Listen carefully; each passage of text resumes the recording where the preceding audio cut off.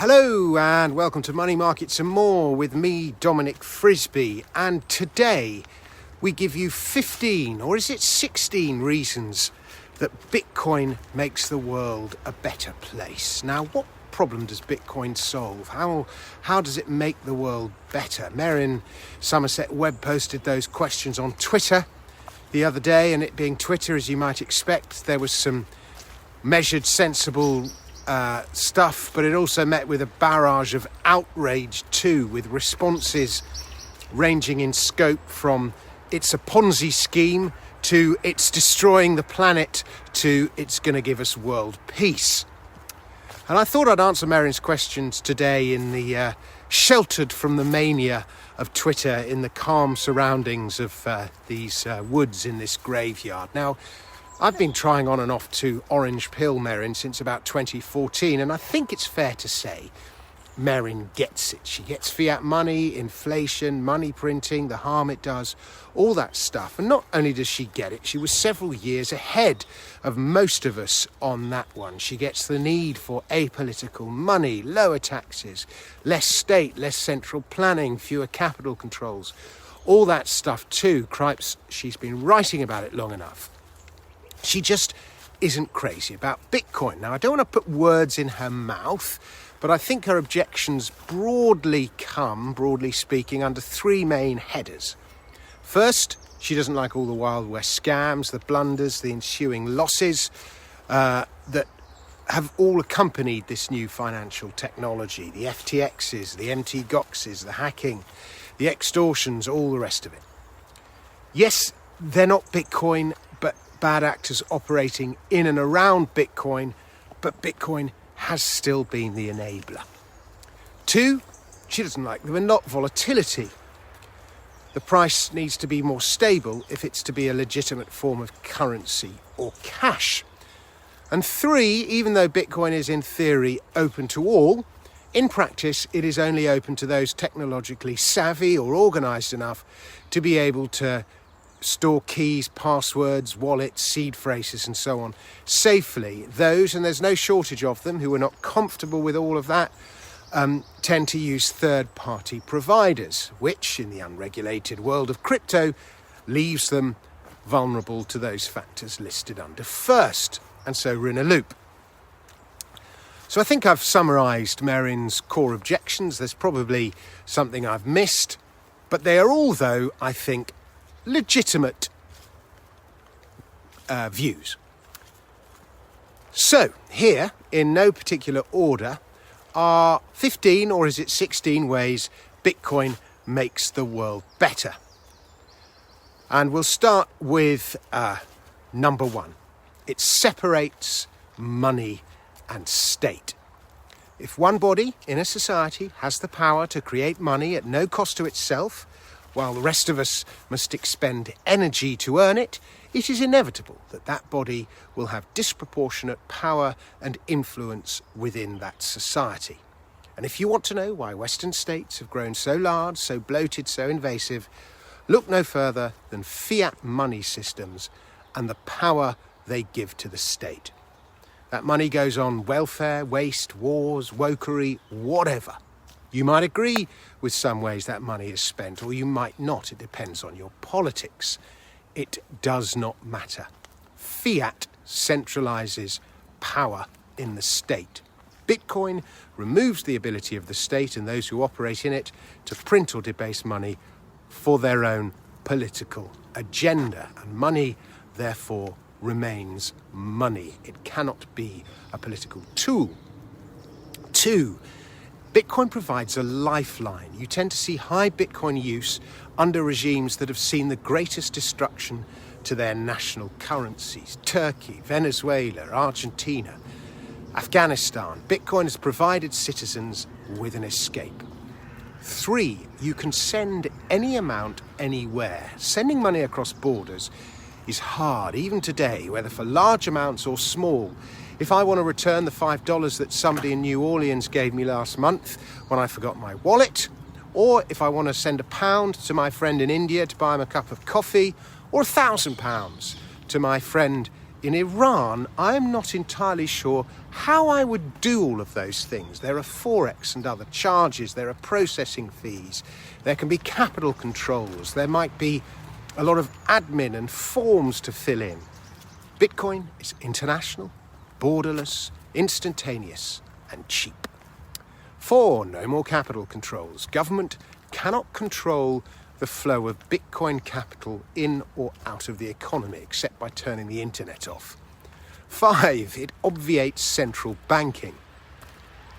The Bitcoin inflation rate is transparent and set in code. The central bank can't start using dodgy inflation measures. It can't set the price of money too high or too low for too long. There is no scope for human or policy error. 6, it increases financial inclusion. Around a quarter of the adult population remains unbanked. That's about 1.5 billion people around the world, more women than men. They still don't have access to basic financial services, such as a bank account. This, more than anything, roots them in poverty. Yet almost everyone, over 90% of the world, now has a smartphone. All you need to participate in crypto, to start sending and receiving money, is an internet connection. Bitcoin banks the unbanked. 7, it provides privacy. As the world goes cashless, your every transaction now relies on third parties who know what you are spending your money on. This will get worse with CBDCs. It means there is no privacy unless you use crypto. 8, the unsolvable problem of digital cash. For decades, computer programmers had wrestled with the problem of how to send cash directly from one person to another online without third parties, just as person A might hand cash to person B in the real world. No one could solve this problem, so much so that it was deemed insolvable. And then along came Satoshi Nakamoto with his blockchain. It is a major technological breakthrough. 9, digital scarcity. One key reason the digital economy has eclipsed the physical economy over the last 30 years is scalability. I can upload an app to the App Store and it can be downloaded 1 billion times, but if I had to manufacture and distribute 1 billion widgets, it would take a great deal of time and effort. Google can make one change to its algorithm, upload, and within moments, millions of people are benefiting. I can copy and paste some text or a picture or an MP3, any form of code, and send it out to millions. But if you can copy and paste money, then it quickly loses its value. How then to create digital scarcity? Satoshi Nakamoto and his blockchain had the answer. 10, it educates. Bitcoin has got millions, if not billions, thinking about money and money systems, questioning them and their impact in a way that has never happened in history. In our time, said the poet Ezra Pound, the curse is monetary illiteracy, just as an inability to read plain print was the curse of earlier centuries. But he said that before Bitcoin. 11, excess money supply. In a world awash with debt-based fiat money systems, the supply of which inevitably increases over time, here is a limited, censorship-resistant, deflationary, using the old definition, system of money, whose supply is finite. 12, it has created an entirely new economy and asset class. Crypto didn't exist 15 years ago. Now it's a multi-trillion-dollar economy, albeit one in a horrible bear market. Is it money? Is it digital? Is it a digital commodity? Is it a tech stock? It's a new asset class. 13, it has provided the young with an opportunity for revenge. You know how the economy is rigged against the young, whether it's through house prices, the tax on the future that is debt, or income tax taken now to pay for boomer retirements. Incomprehensible to the over 50s at least. Crypto is their revenge. 14, it stops cancel culture. Remember how the Canadian truckers had their GoFundMe support, which other Canadian citizens had donated, stopped? Or how WikiLeaks had its funding turned off? Or PayPal blocked donations to the Free Speech Union? Or any other any number of other organisations with the wrong worldview have had their funding turned off. It's much harder to do with Bitcoin, where there is more freedom to transact. No more currency wars. 15. It stops energy waste and accelerates innovation. With Bitcoin's high energy use, it is accelerating energy efficiency, innovation in energy production, and the adoption of renewables. Roughly 60% of Bitcoin mining now derives from renewable energy. It costs 3 times as much to store a unit of electricity than it does to produce it. And around the world, so much potential energy goes unused or wasted, from gas flaring to hydroelectric in times of high water to nuclear. Bitcoin mining uses energy that would otherwise go wasted to create the most powerful computer network ever known to mankind. 16. Who said and agreed to what, where and when? This one was pointed out to me by Christopher Marshall on Twitter. The unhackable and permanent database that is the blockchain roots information permanently. A universal witness, he says, that cannot be corrupted or censored. No or denial of service attacked. The legal and the financial system's ability to prove who knew and agreed to what when is limited by a set of crude ad hoc verification procedures. Bitcoin transforms that.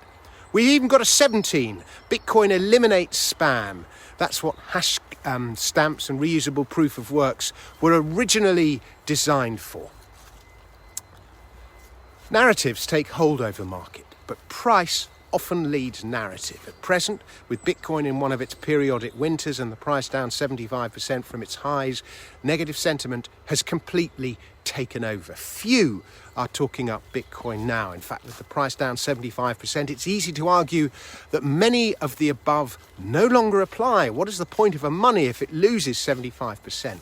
Fair enough. But that is also manipulating statistics. Look at the numbers, how they've changed. Look at the numbers over a 5-year period and the picture's very different. The volatility is a problem for Bitcoin if it wants mainstream adoption. But then again, the volatility is what attracts people to it in the first place. The narratives come next. Come for the gains, stay for the revolution, as the saying goes. Thank you very much for watching. Please subscribe to the channel. Please subscribe to my Substack. I'll be back with another video very soon. And also, please look out for my show on December the 16th. I'll put in